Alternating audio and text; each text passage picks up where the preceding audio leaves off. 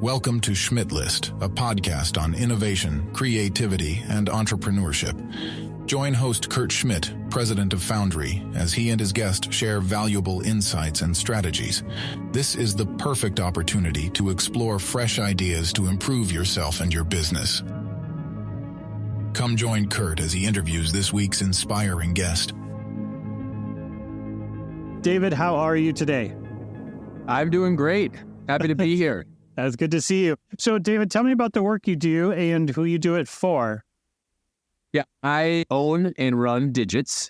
We are an independent retail media agency. So we do a bunch of different retail media services for both for brands themselves or for retailers. Right. We sort of have a niche expertise in this sort of budding retail media business, and we support both sides of the house, the brands and the retailers themselves.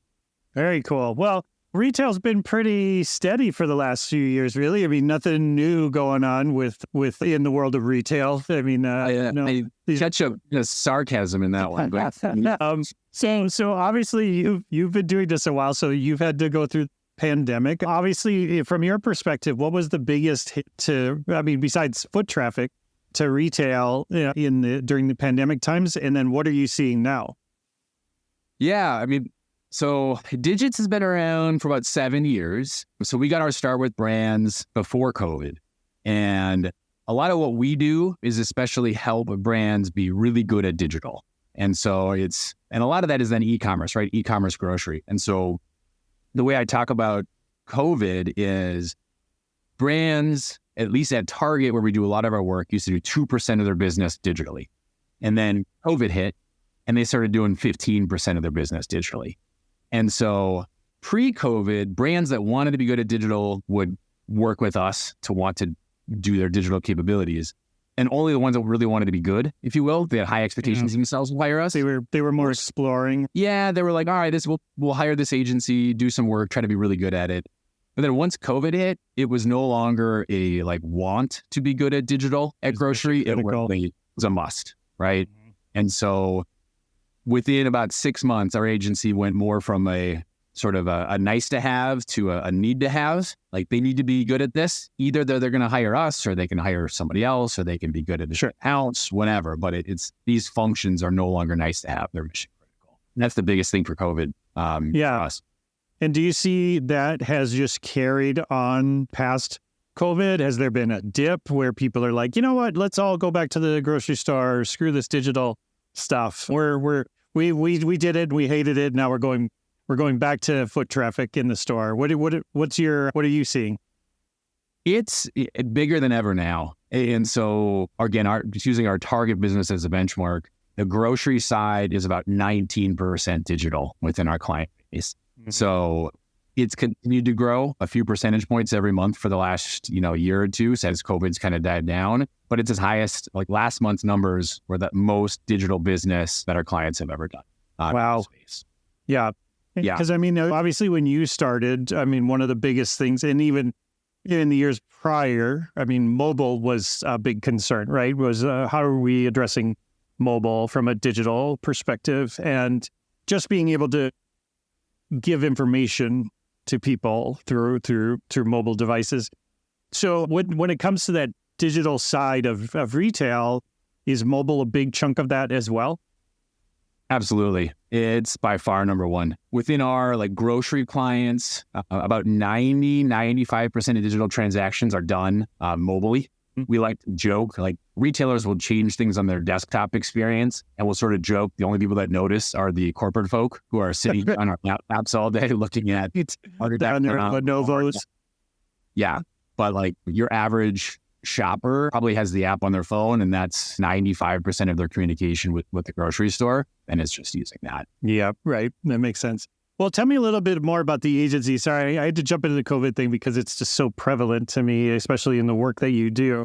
Was that kind of your dream? Were you growing up saying, boy, I can't wait to start a digital marketing agency focused on retail when you were in high school? Was that a big plan of yours? No, I have memories of me, when you're a teen and people ask what you wanted to do. I remember sort of saying, I want to be a businessman. I don't know what I thought that meant, other than like probably having a suit and walking. Right, I was gonna say, briefcase. Briefcases are badass. Yeah. I mean, I was at Target 14 years, did a lot of work as a merchant, did work launching out Target's Cartwheel, which is now Circle program, which sort of taught me the digital side.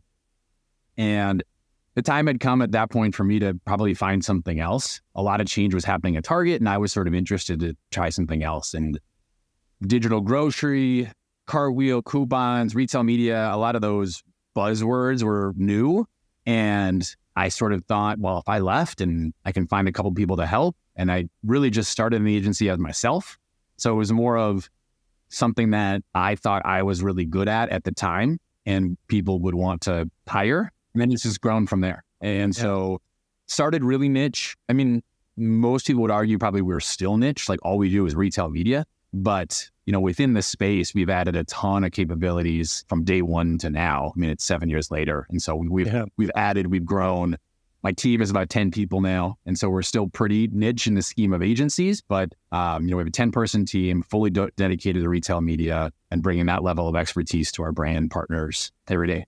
That's very cool. So tell me about what you're seeing changing, right? So we're out of the pandemic and we're kind of cruising along. People are not wanting to go back to work. Some people are going back to work.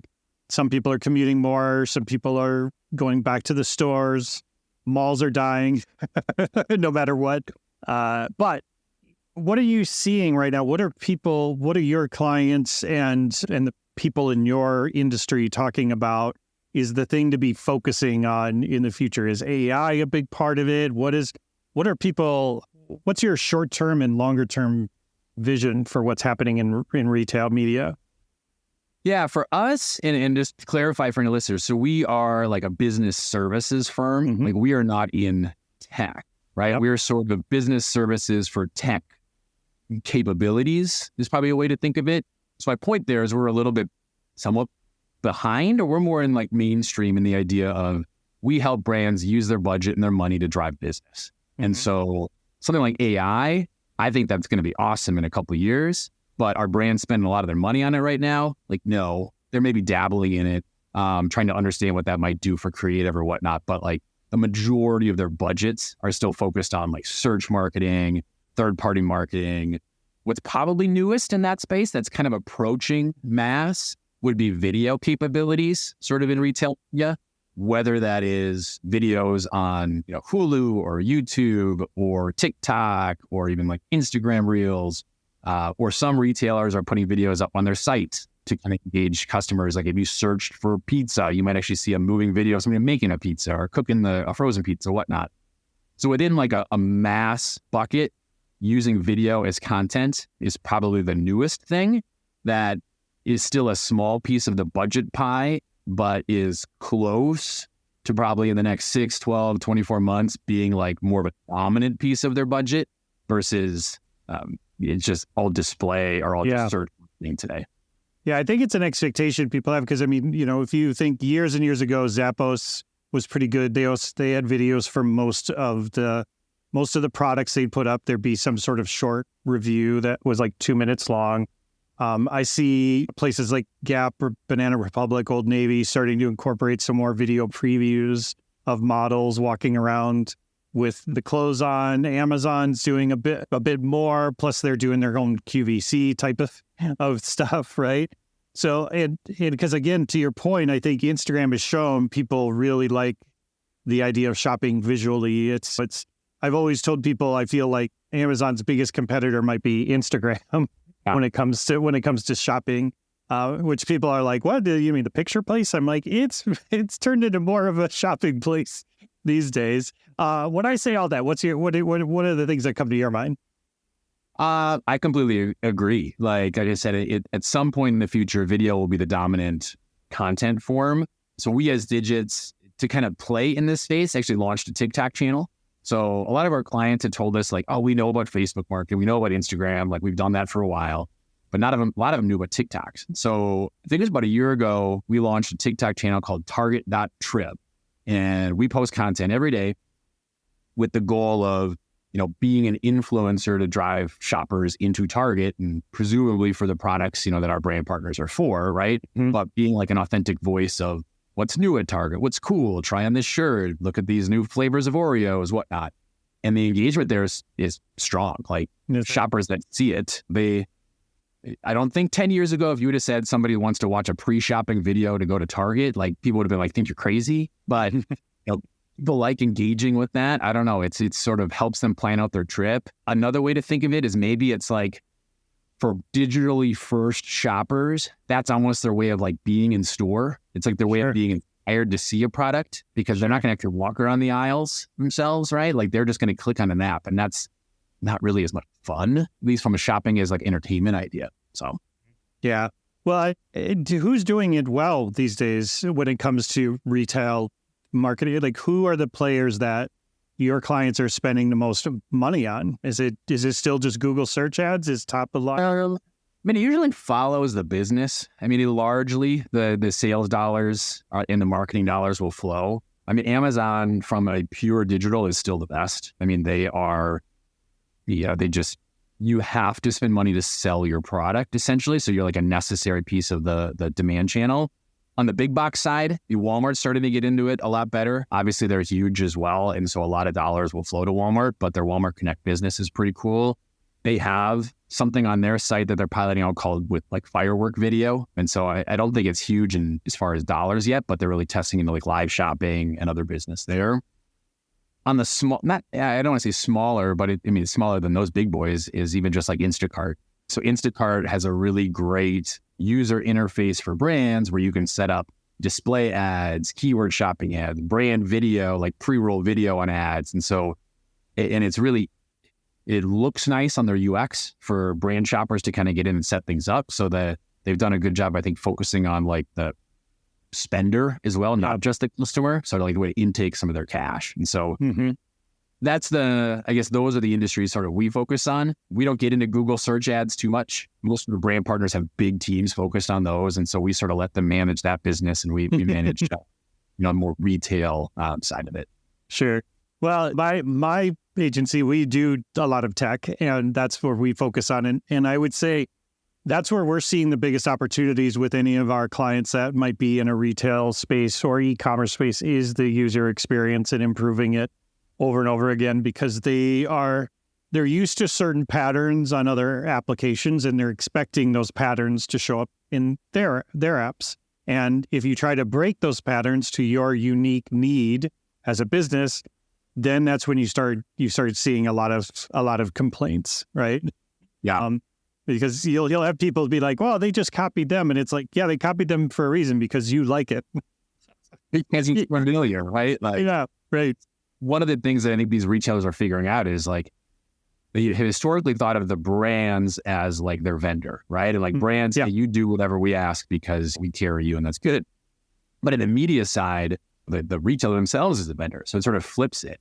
And so there's a function of them that they need to be really strong partners back, whether that's building operations, building UX, building entry, whatever. If they want these brands to spend millions of dollars, they need to provide a good service back to them. Otherwise, brands might cut their budget a little short and spend it on Google or spend it on Meta or whatever, where, the interface is easier. So, yeah, right. Well, talk to me a little bit about, because you'd mentioned the sort of TikTok and these other things. What about the influencer marketing space? I don't know if your agency plays in that at all, but what's your take on where things are at these days and where it's going? Yeah, we play a little bit. Obviously our TikTok is essentially an influencer, but it's an influencer of one, right? One channel versus, sure. I think to leverage influencer marketing or scale, you need to have hundreds, thousands or whatnot, right, of them, because they each have relatively small niche audiences. So I think it's super interesting. I guess I can imagine a future where each of these influencers has a relatively strong business, and they are earning percentages off of business driven, so whether it be Target, Walmart, Amazon, or whatnot, because it's really, to me, just continuing like a niche audience thing where, as a retailer, you used to have one circular, and that's all you did. You created one, you sent it out to everybody, to 300 million people or whatever, were reading it back in the day. And then you started to do a couple of digital channels. And now maybe you have a couple of circulars. And I think at some point in the future, the way somebody wants to find out a new product at Target is just going to be incredibly niche. And you will still drive as much business, but it'll be all these like 1%, if you will, as a retailer driving it versus something 90% and something else 10.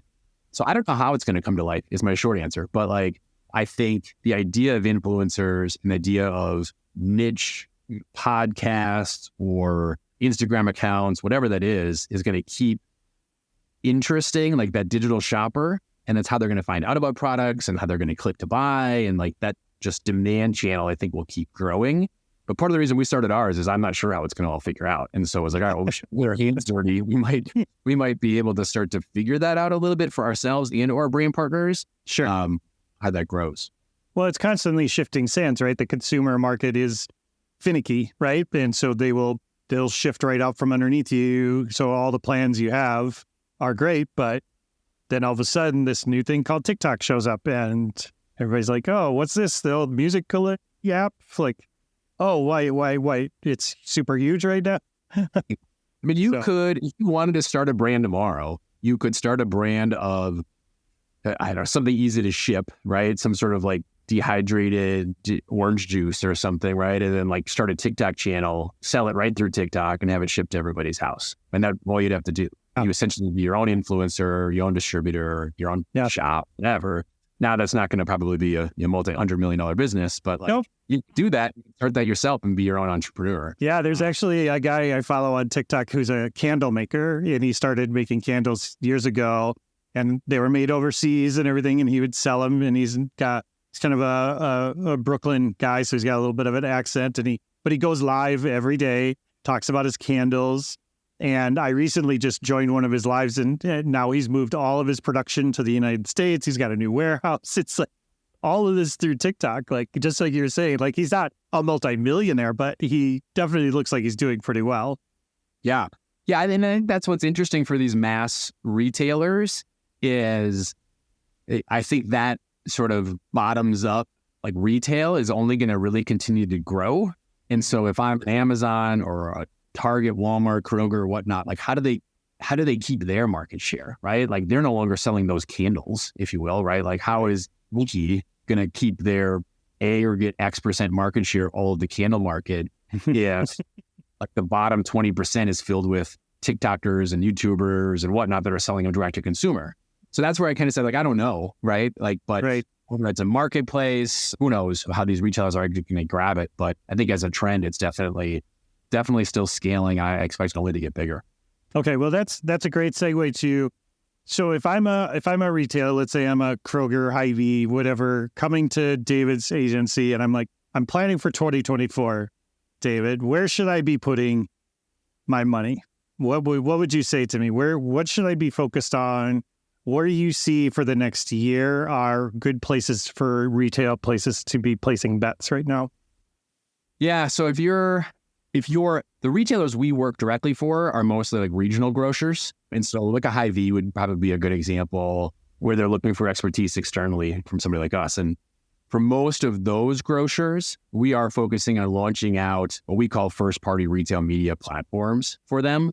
It's something that probably your Targets, your Walmarts figured out a couple of years ago, but your regional grocers today are having to launch those capabilities. And so what that means is you have your first-party data pool, so getting as many identified customers that have walked through your registers over the last 2, 3, 4 years, depending upon your history, being able to identify them then digitally and show media to them in a unique audience way, both on platform or off platform, and then tracking when they actually make their purchases back into your store.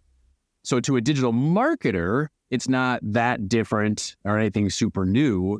But what is really great at these retail side is they're able to build actual audiences of actual shoppers, find them off-site, find them on-site, and then track if they actually came back and bought your product. And that's what retail media is for them. And it's been I don't want to say it is the buzzword, but most chains that are 400 stores and less haven't launched them out. And that's what we're focusing on with most of our mid-sized clients.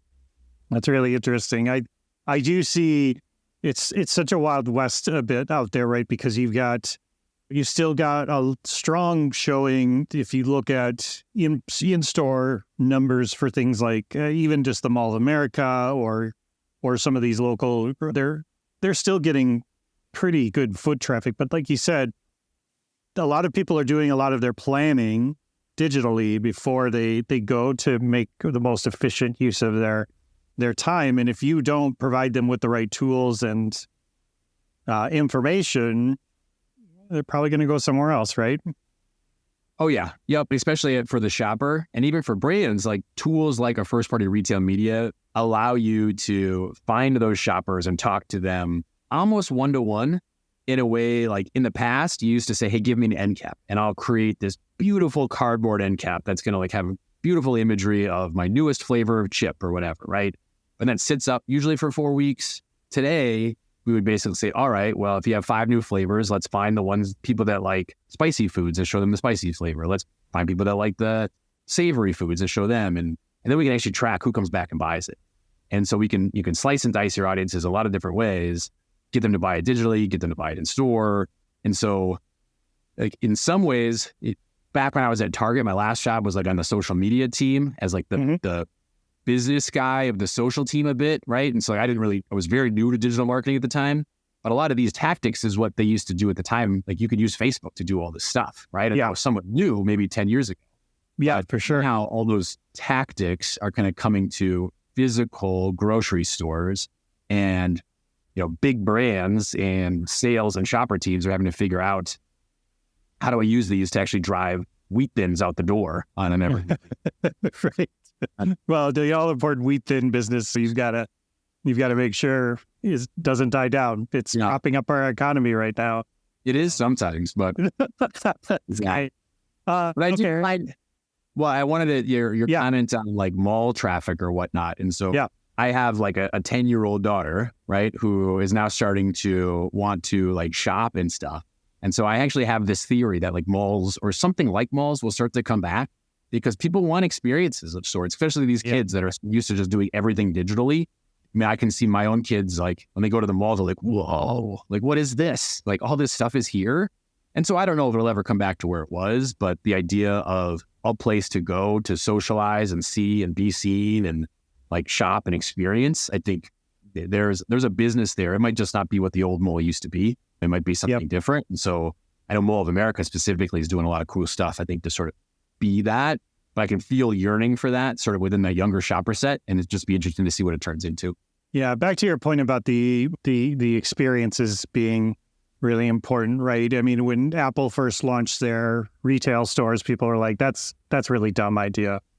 And why would you ever do something like that? People can just buy your stuff anywhere. And in the level of experience you get there versus at the time when you went to a Best Buy was like, it was a world of difference, right? Because during that time, I remember most retail places were just stocked, employed 18 to 20-year-olds that didn't really care about what they were doing, weren't trained, weren't onboarded, weren't incentivized to do anything more other than make sure that the lights were on, right?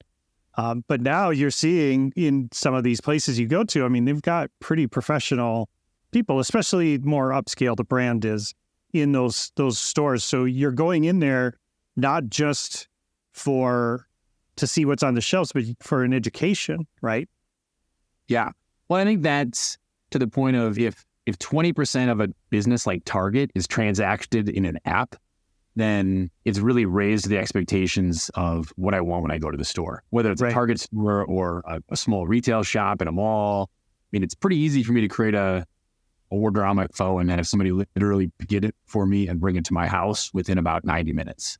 And so if I'm going to get my butt out of my own house and drive to the store, then I want it to be something different. Right? Yeah. And I don't know what that different is yet, but I know a lot of retailers have started to try to think that through, especially on the grocery side, because they've spent the last 3 to 5 years figuring out e-com for grocery. And now a lot of the big ones, their processes are pretty good. I'm sure they can be better, but like they're good. And so I think now like, well, shoot, what do we do if the 80% of people are still coming to the store? I realize that's going to turn into 50%, and then we're going to just become a warehouse, and they don't really want to do that. Right. Right. That's when you get the whole ghost kitchen sort of ghost retailer things starting to pop up, right? And out goes the brand experience that the brands really want you to have, because they want you to personally identify and connect with these brands. Yeah, exactly. Yeah, the ghost kitchen thing is interesting too. I mean, if you go on Uber Eats, you'll sort of look places up. You're like, what is this place? And then I'll look at like the address, and it's a Perkins, right? And right. Yeah. it's under a different name. Yep. Yep. Yeah, the fajita Palace, and it's like, wait, that's a Perkins. Like, it doesn't good. It doesn't taste good though. They'll run like 3 separate brands all out of one store, like right, different branding on it to try to. At the end of the day, the food is the exact same, but it's got a different brand name on it, and so it attracts different customers. So, I mean, kind of just building on that, I haven't seen that idea in retail. That could be interesting. Like if you literally set up a shop to shop out of a Target, called it something else, and food came right off of Target shelves, right? But maybe it would attract an entirely different audience. So right, you could have the Good and Gather co-op, right, or something. Yeah, the Good and Gather organic co-op, right? With its own roadmap, right? It could be. It might be a new influencer and demand channel right there.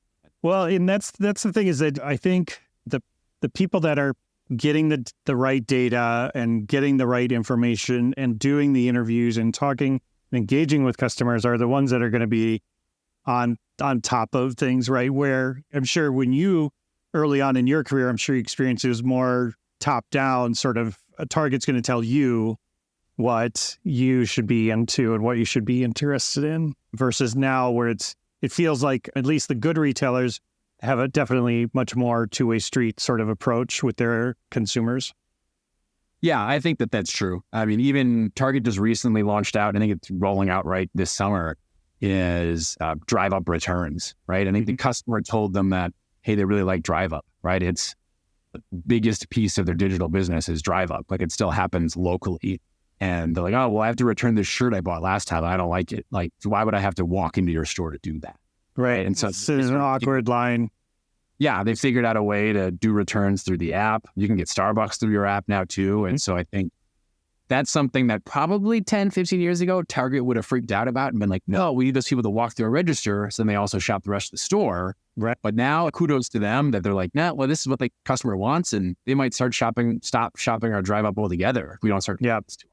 So, yeah, there's no worse experience at Target than standing in the return line. It's the worst experience. Not a lot of fun, right? You get your $10 back on your card, or whenever you spend. Right? Yeah, you're just standing there awkwardly with people holding things that are awkward to hold, and like it's just a whole goofy, weird experience. And there's just piles, and at least finally in most stores, they put up a wall behind just the piles of junk that people return. They used to just like toss it behind, just stack up. Now they at least take it like in a back room, so it doesn't look like oh, this is all going to a landfill. Don't I feel like crap? Right, like a reverse warehouse. Yeah, definitely. That's great. All right. Anyways, David, I could talk to you all day. So if I want to know more about David and the work that you do, where are good places to find you and connect with you? Yeah, 2 things. One, our website. So just digitsagency.com, because our website talks all about our services. We do a lot of work with Target Circle, and so you can actually go in and fill out a Target Circle market share request form. I think we are the only agency that focuses in on that and has this, where you actually fill out a form, put in information. We'll send you all kind of an industry-wide market share for offers that your competitors have run. And so that's a big reason to go to our website. The other is just my LinkedIn. I'm pretty active on LinkedIn, so David Glaza on LinkedIn. Send me a message, and we'll get in touch. Great. Well, thank you so much again for your time, David. I always enjoy learning from fantastic people with such a robust career as yourself. So I appreciate you taking the time out of your day. Well, thank you very much. Great to talk to you. We appreciate you taking the time to listen to this episode of Schmidt List. The stories shared by our guests are genuinely inspiring and offer insightful knowledge. It's important to remember that success doesn't happen overnight and requires collaboration, learning, and perseverance. If you want to broaden your professional connections, check out Kurt's book, The Little Book of Networking: How to Build Your Career One Conversation at a Time, on Amazon. Please stay connected with all things Schmidt List on social media, leave a review for the podcast, and join our community of like-minded entrepreneurs. Thank you for being part of Schmidt List. Keep innovating, collaborating, and chasing your entrepreneurial dreams.